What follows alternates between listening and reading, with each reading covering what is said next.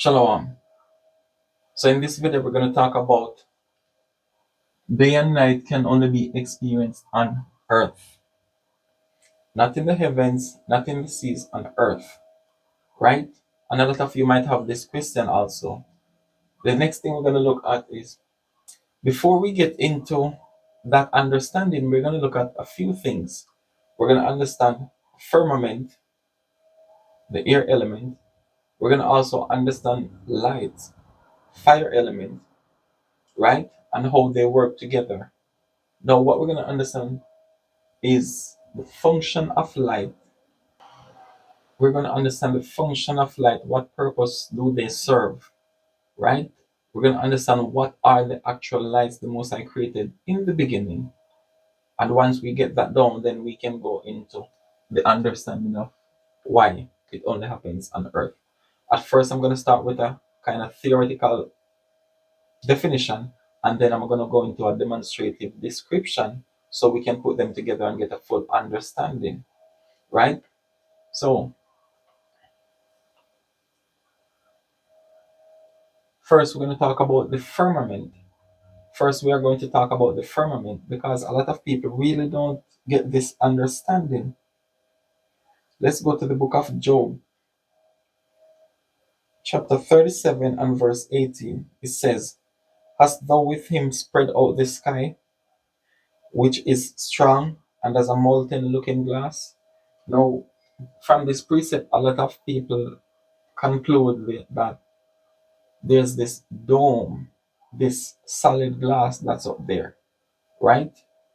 Now, of course, no doubt this is a glass and it is solid because all the atoms, all the atoms in it are compacted together, so it keeps its structure solid, rigid, right? But the key word that they're missing is a glass, but melted.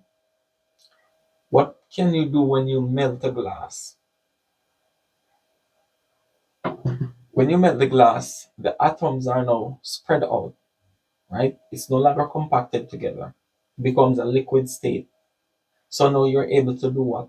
Mold it. You're able to fashion it in whatever you want. You can stretch it out. And that's what the Most High was actually giving an analogy of. But we're reading this, but we're thinking of glass in its solid state. But it says a melted glass. So we keep skipping over the key word, melted, right? Now, when you melt the glass, you're able to stretch it out. Let's go to the book of Second Esdras, chapter 6 and verse 4. It says, "Or ever the heights of the air were lifted up," the stretched out, right? The atmosphere. "Before the measures of the firmament were named, or ever the chimney in Zion were hot." So this is what it was talking about. The glass being melted, you're able to stretch it out. So you can form it however you want. You can make the bottom part thin. You can make up here thick, whatever you want. So that's exactly what he did with the air. And this is why we have life form here. We can breathe. We have all those things that we need, right? It does not exist further up because the more you go up, it's the cooler, it is more dense. So it's hard to breathe. Birds don't fly over a certain altitude because it's too dense up there. So this is what he was actually talking about. Let's go to Ecclesiasticus chapter 43 and verse 1. It says, "The pride of the height, the clear firmament," again, the clear firmament. A glass is clear, it's transparent, you can see through. That's what he was talking about. So the firmament, it's the open space that you can see. The firmament is that open space that when you go outside, you can look up and see everything. It's clear. That's the firmament. I think the confusion is because with English, everyone understands what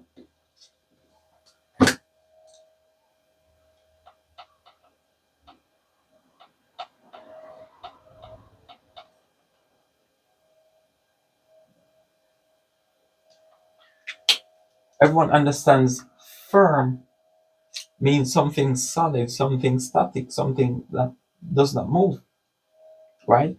So probably when they hear the word firmament, they're thinking that something firm is there. But that's not what the firmament is referring to. It's talking about that open space. It's transparent, you can see through. And this is why he gave us all those analogy, the melted glass and so forth. So now that we have an idea of what the firmament is, now let us go and talk about light. What is the purpose of light? Why do you turn on your lights when you get into the house?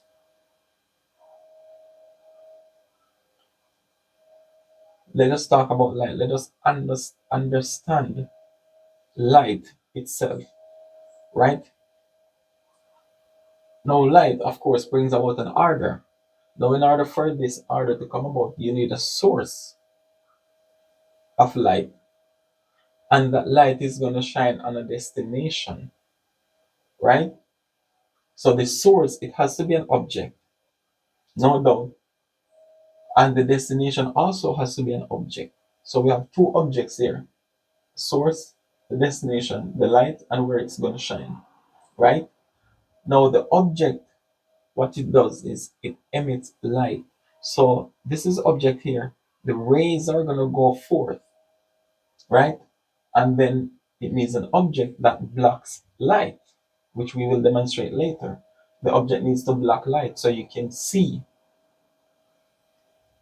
Now, this object is called luminary. And the object that is going to shine on is not luminary. It cannot be transparent. It has to be solid object. It has to be able to block light, right? So now we have an understanding of light itself. What is the purpose of light? What is the function? The function of light is to bring about order. Just as you get in the house, the first thing you do is you turn on the lights. So before you can move anything and put them in their correct place, you switch on the lights. So the function is not just to get rid of darkness and to make the place bright, but it's to bring about an order. And this is what happens when you look at reality from the Hebraic thought process. You'll see light as more than just something that gets rid of darkness. Bring about order, right? Now, what was the order that light would bring about? Let us go to the book of Genesis, chapter 1, and start at verse 14. It says, "And God said, let there be lights in the firmament of the heaven, in the open space, in the clear sky, to divide the day from the night, and let them be for signs, and for seasons, and for days, and for years." So the order that the Most High would establish in the earth would be day and night, signs, seasons, and years, right? Now, what are the lights that would bring about this order in the earth? Let us go to the book of Second Esdras, chapter 6, and verse 54. It says, no, 45. It says, "Upon the fourth day thou commandest," command. So for you to command something, it means it is created already, right? "Upon the fourth day thou commandest," not created, "thou commandest that the sun should shine, and the moon give her light, and the stars should be in order." So we know that there's one sun, one moon there, but there are more than one stars. So those luminary objects would be the sun, the moon, and the planets, right? And their purpose was to give day and night, signs and seasons. Keep this word in mind, and years, right? So just to divert a little bit, we're going to talk a little bit more about this word seasons.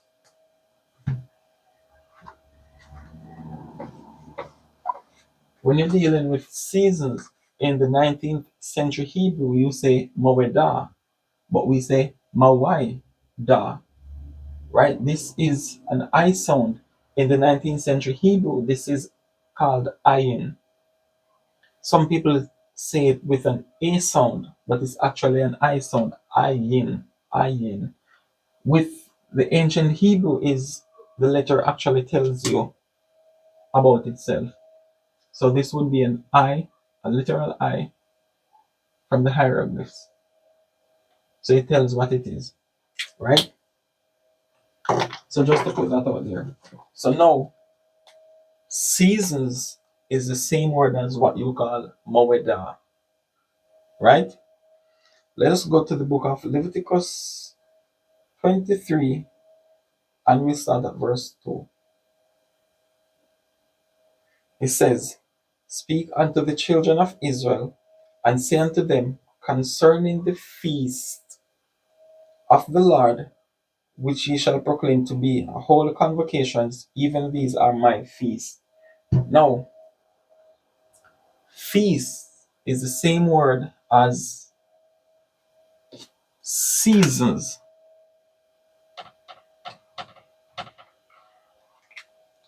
right?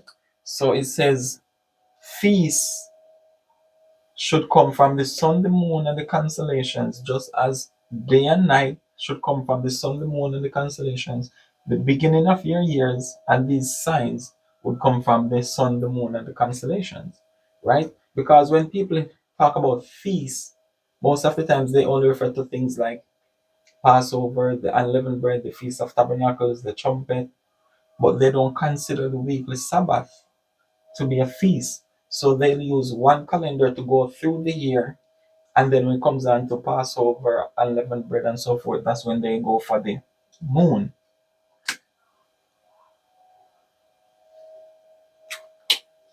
right? But it says no, your weekly Sabbath is also included in your Passover, your tabernacles, your atonement, your first fruits, Purim, Feast of Lights. The weekly Sabbath is in that same bracket.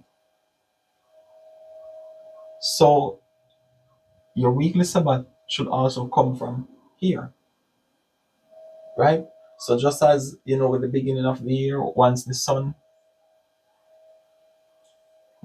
crosses the from the south to the north, that's the beginning of the year. But you have to wait until you see your new moon to start the first day, the first count. You don't do it at the time of the crossing. It's the new moon that follows. So that's your beginning, right? So it's the same. You have to use these for feast days, and Sabbath is included in the feast days, right? So now we get that out of the way, we can go into the actual understanding of day and night can be experienced only on earth. So let's go back to the book of Genesis, chapter 1, and we're going to read verse 15. It says, And let them be for lights in the firmament of the heaven, to give light upon the earth. And it was so. So it says, Let them be for lights up in the heaven, to give light upon the earth.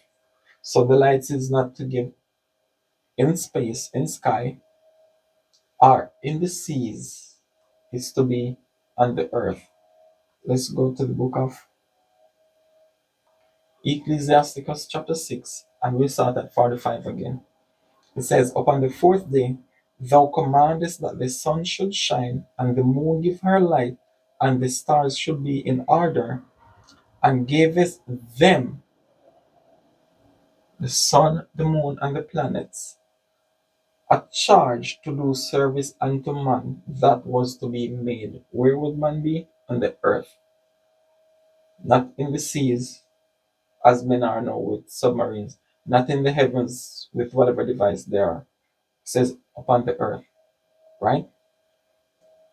So the Most High says, Let them be for lights in the firmament of the heaven, to give light upon the earth. So this is faith, right? We're teaching our children that the lights would be for lights upon the earth. But we need more than that to teach them. We cannot just give them a faith absent understanding.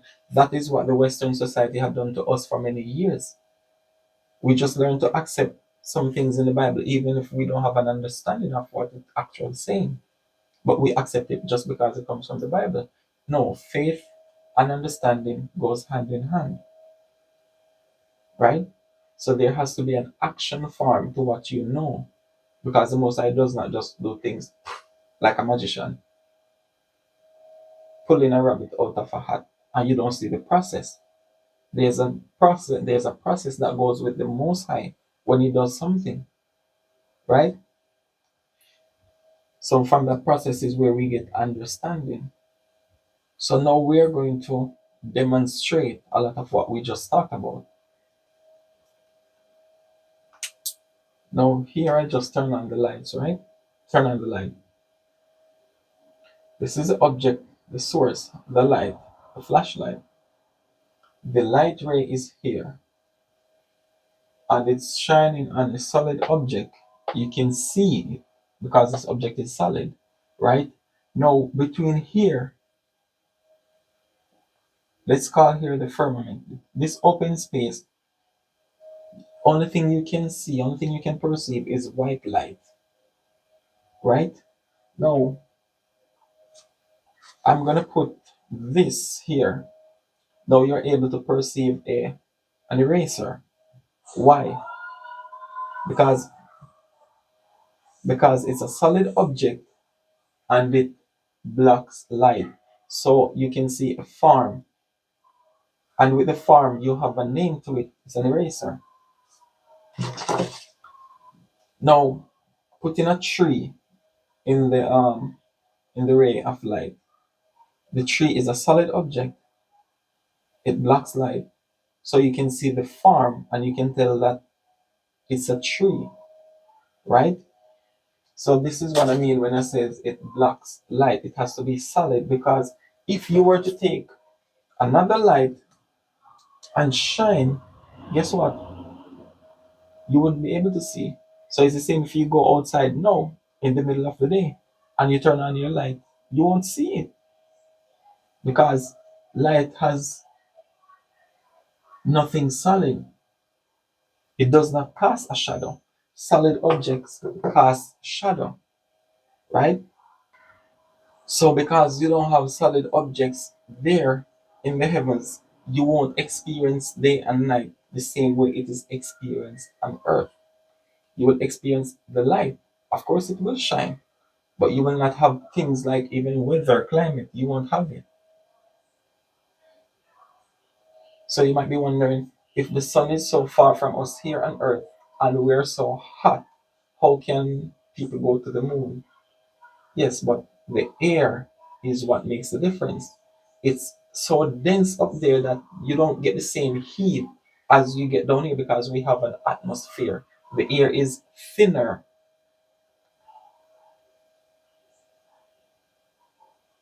It gets cooler and cooler. It's more dense as you go up. So it's not the same.